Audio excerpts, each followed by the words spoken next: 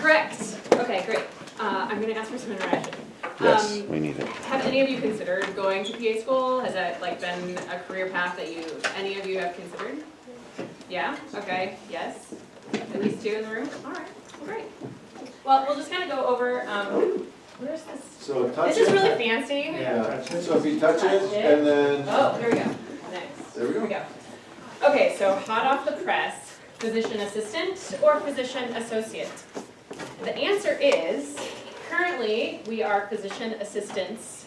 Just to clarify, not physician's assistant, it's physician assistants.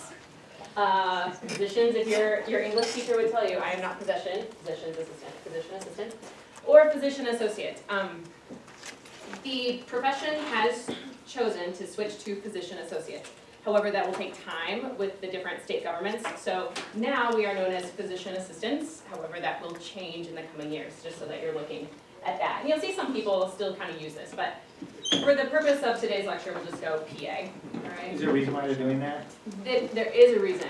The concept being that physician assistant Is someone's assistant? is someone assistant, whereas we do actually practice while interlinked with a physician, we work alongside a physician, we actually can practice somewhat independently. So physician associate, I think, speaks a little bit more, the profession believes, to their education and more the independence and degree of expertise. Thank you. So what is a PA? Here's just a little picture of me with Dot. Are you all organ donors? I'm a huge advocate for organ donation. Yes, great. Has anyone encountered a PA before? Have you been treated by a PA? Maybe. Okay, anyone have a family member who's a PA? No? Okay. Well, do any of you have any idea what a PA is? This is a really quiet group. Are they always as quiet, or am I Yes. just not engaging? All right. So I went to a couple different websites to get like the official definition. Would you please read what the American Association of Physician Assistants defines PAs as? PAs are licensed clinicians who practice medicine in every specialty and setting. Trusted, Rigorously, it's a big word. so sorry. rigorously educated and trained healthcare professions. PAs are dedicated to extending access to care and transferring health and wellness through patient-centered, team-based medical practice. Big fancy definition from the AAPA, and this is our professional organization. Thank you for doing that. The PAEA is the Physician Assistant Education Association. They have a little bit different definition. Would you be willing to read this definition, please? PAs are medical providers with graduate level educations. They are licensed to diagnose and treat illness and disease and prescribe medication for patients. PAs work in physician offices, hospitals, and clinics in collaboration with a licensed physician. Because of the advanced education in general medicine modeled after physician education, PAs can treat patients with significant autonomy within the physician/PA relationship. In the primary care setting, PAs can provide almost all the clinical services that physicians provide, including performing physical exams, diagnosing and treating illnesses, and prescribing medications. PAs are qualified to practice by graduation from an accredited PA educational program and certification by the National Commission on Certification of Physician Assistants. This is a very comprehensive definition. Thank you very much. They really tell you what, I mean, they tell you everything. Yeah, that was a very comprehensive definition. So at a glance, the PA profession was established in 1967. Basically what happened was that a bunch of actually people from the military who were trained to attend to victims of war in the field came back. They had all this medical education, but they weren't physicians, even though they were really acting as physicians in the field in war.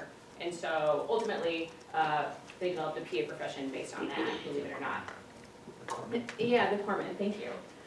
There are approximately 159,000 PAs in the United States at this time. We have more than 500 million patient encounters per year. So where do we practice?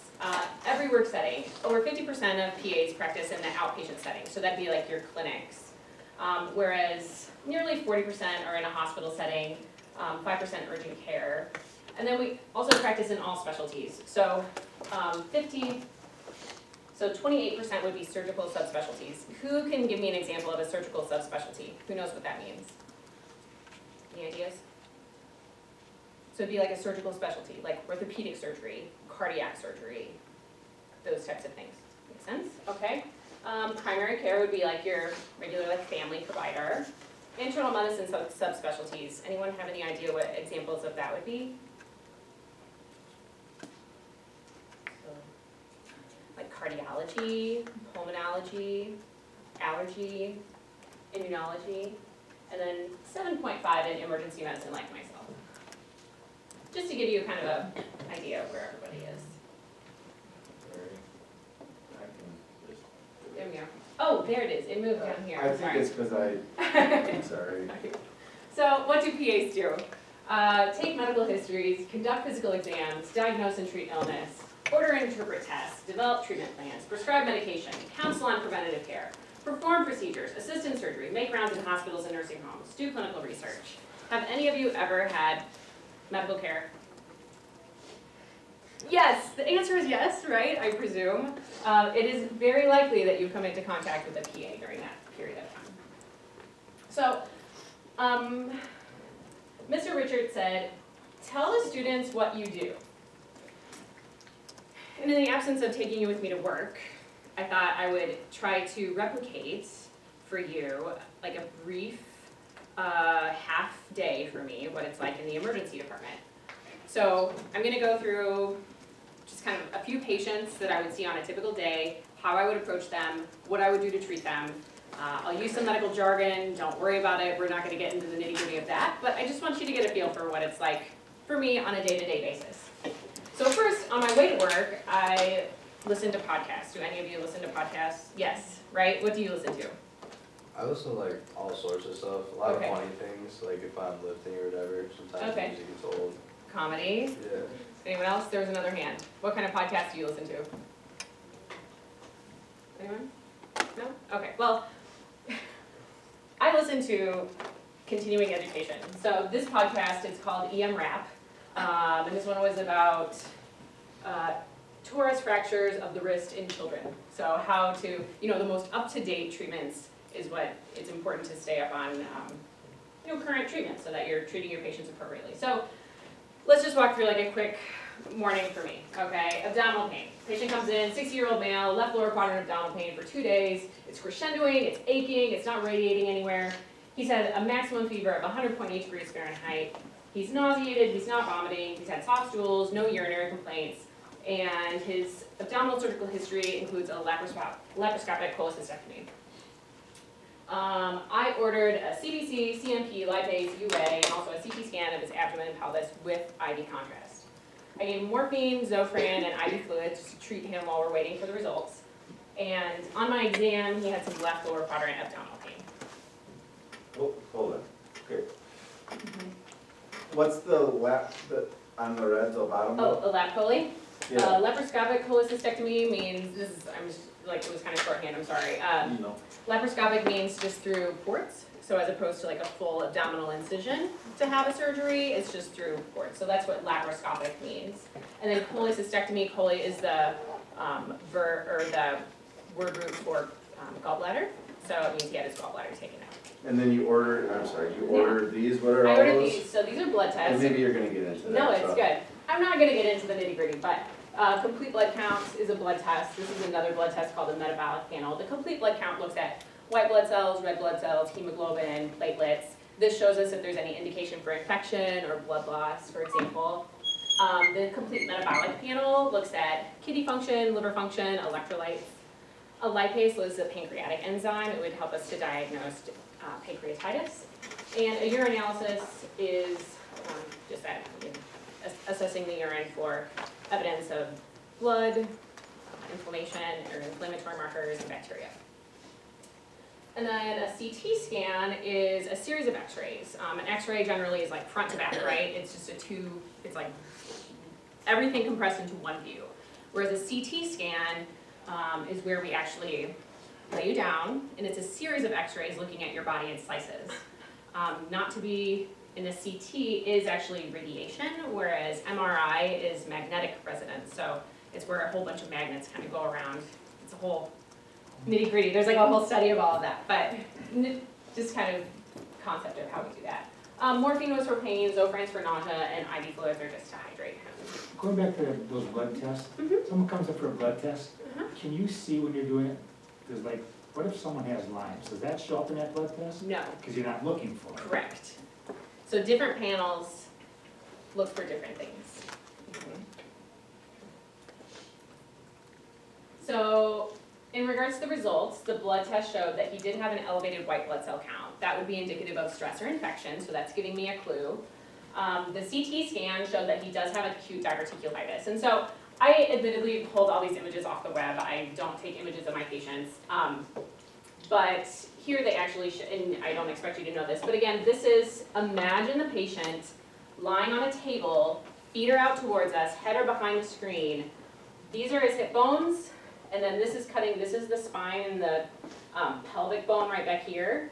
And so this is like the top of the belly, and so this is the colon in here, and it's just showing that the bowel wall is thickened, there's some little diverticula, it's an area of inflammation, and so that's why the radiologist called this acute diverticulitis. We treat that, so the diagnosis was acute diverticulitis. We treat that with Augmentin, which is an antibiotic.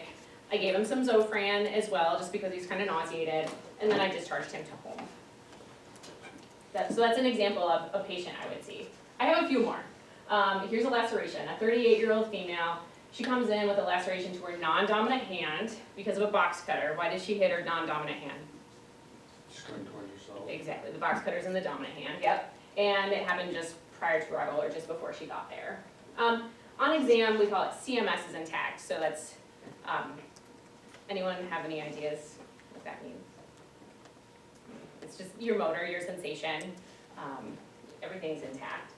Tdap is the tetanus vaccine, so that's up to date. We would want to make sure that's up to date with any laceration involving metal. And so then my treatment for this patient was a laceration repair. And I didn't show you a picture of the laceration repair. However, I did just want to show you, so the diagnosis is laceration. I discharged a patient to home, return in 10 to 12 days for a suture removal. But I just wanted to show you, I don't know if you guys can see all this, but here's an example of different stitches that we can do. You know, when I was in PA school, we did a lab and you practice all of these different types of stitches. So not like some are a running stitch like you'd see on a baseball. Others are what are called simple interrupted and use them in different places for different reasons. So just depends on the tension, just as an example. Another patient comes in with shortness of breath. This is a 73-year-old female. She's had increasing of shortness of breath for the past 3 days. Cough, increased sputum production. She has some chest pressure with coughing. She has no fevers, no chills, no sweats. She's been using her home nebulizers, but they haven't given her any relief. And she does have a history of coronary artery disease, COPD, and she smokes 1 pack per day, cigarettes. On my exam, her lung sounds are really diminished throughout. It doesn't sound like she's moving a lot of air through there, and she has wheezes on expiration. For her, because of the history of coronary artery disease, I did order an EKG, which is a series of 12 stickers that go on your chest, arms, and legs to assess the heart rhythm. And then I also ordered, again, a complete blood count, complete metabolic panel, kidney function, liver function, electrolytes, ProBNP, which assesses for congestive heart failure in part, and then a chest x-ray as well. I ordered for her for some relief while she's in the emergency department at what is called a duonev, so a nebulizer treatment. That's both a short-acting and a long-acting, as well as Solumedrol, which is a steroid to help decrease the inflammation in the lungs. Her labs come back. They're really unremarkable. Everything looks fine in her blood work. The chest x-ray shows no infiltrate. What does that mean? Well, that's a fancy medical term for saying no pneumonia on the chest x-ray. This is what a chest x-ray would look like. Again, I pulled this off the web. This is really a normal chest x-ray, right? What are these here? Clavicles, yep, and all these are ribs, yes.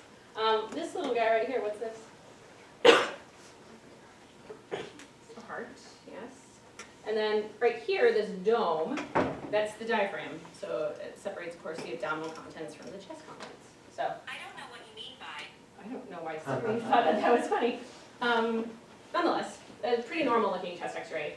But just by clinical exam, by what the patient looks like, by their history, by what their lungs sound like, by the lab results, this patient's having a COPD exacerbation, meaning suddenly their COPD symptoms have gotten worse. We treat that with steroids, so I send him home with a prescription for prednisone. Argument as to whether or not you do an antibiotic with that. In this case, I would give doxycycline. And then, again, she was looking great on repeat evaluation. She really responded well to the IV Solu-Medrol or the IV steroid, and she got to go home. So if there would have been pneumonia? What's that? But if there would have been pneumonia in the lungs, the We bottom would have been white? Yes, pneumonia would have looked white. This is just funny, guys.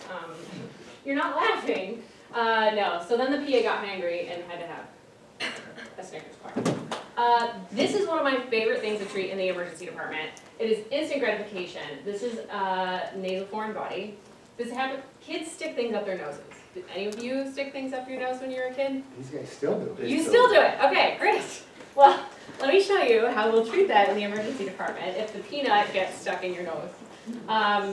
She's in no apparent distress, the lung sounds are clear.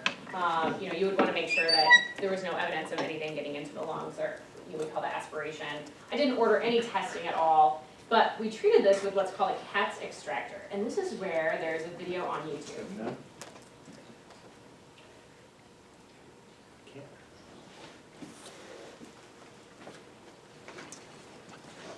And it's kind of a cheesy video put on by the company, but this is a neat little device. So this little balloon blows up when you push in the air in the syringe. So what you do is you deflate that, you put it in the nose past whatever's there, the peanut, the marble, you blow up the balloon and then you pull it out. And as you can imagine, the child screams bloody murder. But the marble comes out, and to the parents, you're a hero. So that is one of my favorite things to do. You can just cancel. It's the same concept in the ear. I honestly have never done this in the ear, but it would work the same. So there you go.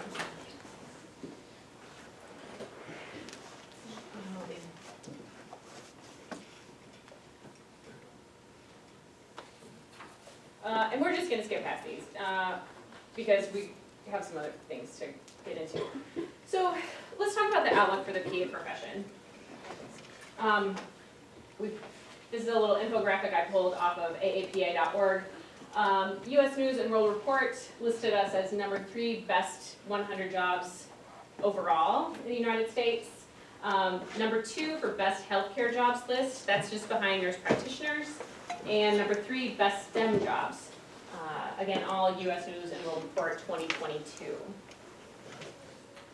The AAPA says that 75% of PAs receive multiple job offers upon graduation. The U.S. Bureau of Labor and Statistics says that the number of PA positions will increase 28% from 2021 to 2031. That's 10 years. The profession will increase 28%, whereas the growth rate for all other occupations is 5%. So I'd say there's a great outlook for PAs in the future. You asked me to comment on pay.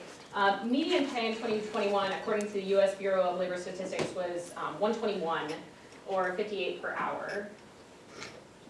The AAPA also puts out a salary report. The N actually is pretty low, so I don't know, how great this is, but if you go to the 50th percentile here, the base salary around 113. I think the U.S. Labor Statistics was 121, so around that same range. So is Aspirus a pretty good base pay? Yeah, that's a great question. Aspirus uses a lot of organizations use what's called MGMA. It's a document put out by healthcare managers, their organization that surveys PAs. So, they have a kind of range where they want the local providers to be competitive with other markets. So like, The nice thing about being a PA, though, this is like national data. The nice thing about being a PA in central Wisconsin is that the cost of living here is very reasonable. You know, to make $100,000 in Chicago is not gonna go as far as it does in Wausau, Wisconsin. So, that's. So like Aspirus and then Marshfield Clinic out in Weston, are they Yeah. very similar in their base pay? I would say, yeah, the two locally, yeah, they're competing with one another. Right. So they're competitive, yeah, they're competitive with the market. I know it's not the same, but my daughter, who's a nurse, when she was applying for jobs, she applied at both, and the pay was within like 50 cents. Sure. You know, I mean, for an Mhm. hourly wage, it was within 50 cents, so it is very similar. And And then benefits and all those things are a little bit different, but for the most part, they're about the same. similar to other industries too, I suspect you see the big jumps when you switch jobs, Sure. you know? Yeah. Then let's get into a little bit of education and how to become a PA. So there are 300 PA programs in the United States. PAs complete 2,000 hours of clinical rotations before before graduation. The programs are generally 27 months or 3 academic years. It kind of depends on, you know, how they focus their classes and their curriculum. And then I believe nearly all, there are very few PA programs anymore that are not master's degree level. To obtain a license, you must graduate from an accredited PA program. So you go to school, then you can sit for your license. You have to pass a certification exam called the PANCE, P-A-N-C-E, not to be confused with P-A-N-T-S. Then once you get the certification, you have to maintain your certification. So I have to get 100 hours of continuing medical education every 2 years. So i.e. listening to this podcast in the morning gets me my continuing ed hours. And then a recertification exam every 10 years. I was gonna ask you that, this spot, how do you Submit that. resubmit that? Sure, so then you go back to, there's a website that it links to and you have to take a quiz. But there's a variety of ways. You Right. can go to in-person conferences, you can listen to podcasts, there's different, AAPA puts out a magazine and they have a quiz in there every month, or an article in there every month, and you submit the quiz online. So there's a variety of ways you can do it. It's not difficult to do, presuming you're staying current. I put this in here as well. Do any of you heard of nurse practitioners? I know you have, right? Yes. In fact, we had one come in. You had one come in? Yes. Great. Rebecca Defner. Oh, great. You remember She's that? awesome. Yes. Yes. So I did put in a little information in here about PAs and NPs. Just because I think in practice, we practice very similarly. But I wanted to help highlight the differences. Now, this is something I pulled off of aapa.org. So this is a physician assistant's perspective, to be fair. But most highlights would be PAs are master's degree trained, NPs are either master's or doctoral degree. This is a big highlight. Curriculum for PAs is modeled on medical school curriculum. So we're trained on what's called the medical model. That means we go to undergrad, get a big, study a lot of biology, a lot of chemistry, a strong foundation in the sciences, and then go to PA school, which is like medical school, but not as long. Whereas NPs, they become nurses, and then they build on that education. And so that's just kind of a different approach to the education. Neither is better or worse, it's just a different approach. And I think, for nurses, taking the PA route just makes a lot more sense. I didn't take the nursing route, so it made more sense for me to become a PA. We're both regulated by state boards, a little difference in our certification of maintenance, but I just wanted to point out a little bit of the difference. So let's go down move forward with, let's say you want to be a PA. How do you do that? So if you've learned nothing else from me today, my recommendation is to always start with the end in mind, right? You make a goal and then kind of work backwards from that goal. What's it going to take to meet that goal? So you want to become a PAC. I think my name tag was over there. My badge says PAC. What does the C stand for? Certified, thank you. So you become a PAC once you complete the certification exam. So that's why PAs you'll see listed as PACs. Here's just some pictures, again, I graduated from Rosalind Franklin University in North Chicago. So you wanna become a PA, you wanna graduate from PA school. What is PA school like? Well, generally speaking, the first year plus is what's called didactic training. So that's all the classroom stuff, that's lectures. I'm gonna be frank with you, this is not a year of my life I would like to live over. It was intense. It was at least 8 hours a day of lectures, and then you go home and you study, and you read for the next day's lectures, and there was no personal time at all. It was an intense year, but we do things like anatomy, physiology. I actually had cadaver dissection, so I think I was paired with 3 other students, or not paired, grouped with 3 other students. We had a cadaver, or a dead body, assigned to us, and we dissected that body for a semester. And so, cutting through things, dissecting down, it was a very interesting class. Also pharmacology, principles of medicine, clinical medicine, professional issues, history, physical exam, diagnostics, etc. So, just a lot of intense training that first year. Here are pictures, actually I pulled these out of the archives, guys, like I graduated in 2009. So here, I look much younger here, obviously. This is just a lab that we were practicing casting on each other.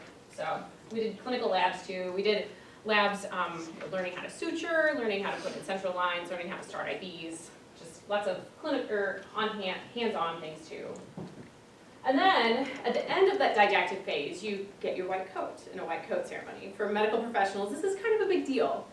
This is where you take the Hippocratic Oath and you get your white coat. Now you'll notice as a student, it's a short white coat, only until you can't have a long white coat, technically, until you're actually a practitioner. But I got my short white coat and then went on to do clinicals. PAs do 2,000 clinical hours. Generally, there are required clinicals, family medicine, internal medicine, women's health, general surgery, pediatrics, emergency medicine, psychiatry. Then generally you get an opportunity to do 1 or 2 electives if you find that there's something that really interests you, orthopedic surgery, or I did an elective in cardiac surgery, for example. So, Where'd you do your clinicals? I did my clinicals in and around the northern Illinois area. So that's where my school was. Different Yeah, places. and every school's a little different. Some schools pair with one hospital in particular or one medical system. Some have a variety of different clinical sites. Oftentimes they pull from their alumni as well. Sure. So, my electives, however, I did set up by myself. I picked out providers that I wanted to work with, and they agreed to have me, and I made agreements. I went to Rosalind Franklin, like I told you.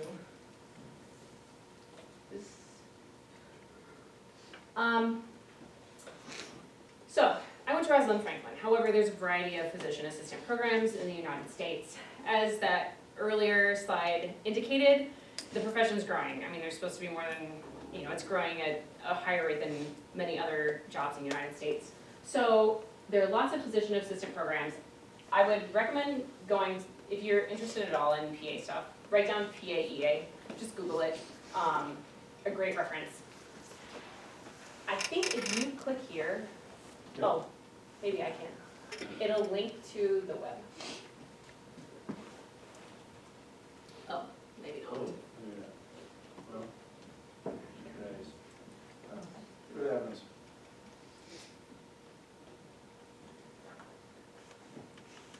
What time is this class over? 1:55. Oh, okay.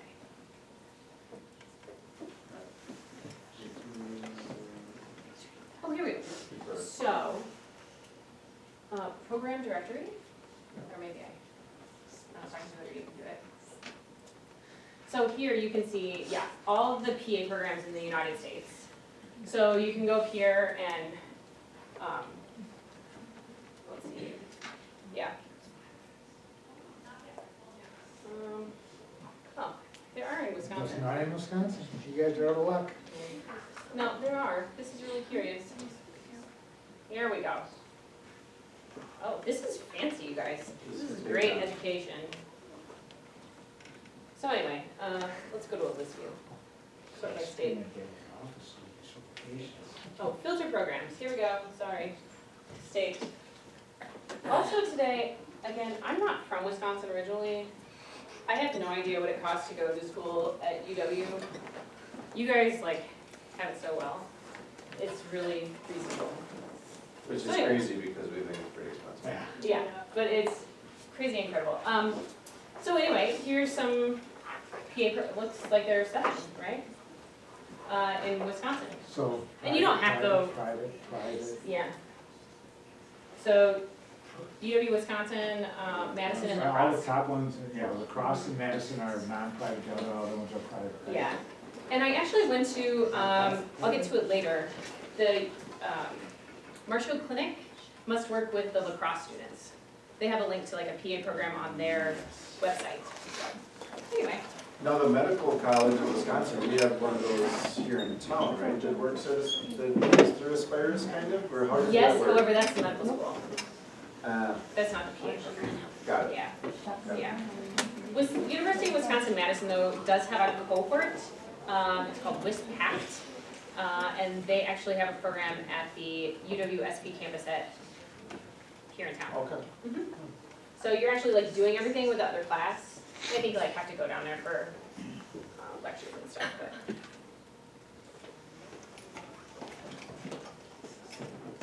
I would say, however,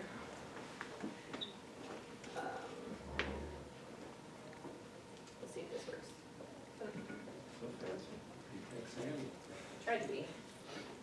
I'll try. Might not work. There we go.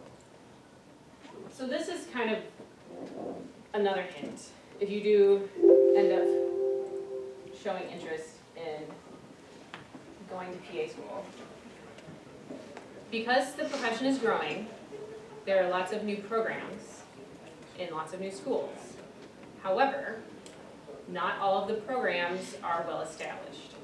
And so my caution to you would be to go to a website like this and kind of review the program's accreditation before you when it gets to that point. And this is like super advanced, we're not even there yet, but because you can see, so this is a website that lists all of the programs and their current accreditation status. Some of them are only provisional, so these are brand new programs.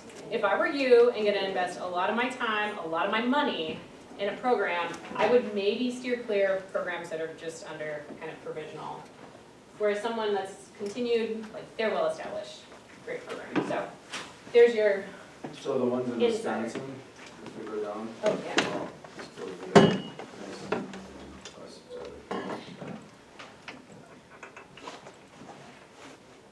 There we go. Carol continued. Ooh, Ooh, Concordia's on probation. That's not good. So use caution. It doesn't mean they're a bad school, but if you got into Marquette and Concordia, I'd probably consider Marquette. Yes. So what's the D mean? That means, you can click on it, I think it means dual, because they have two campuses.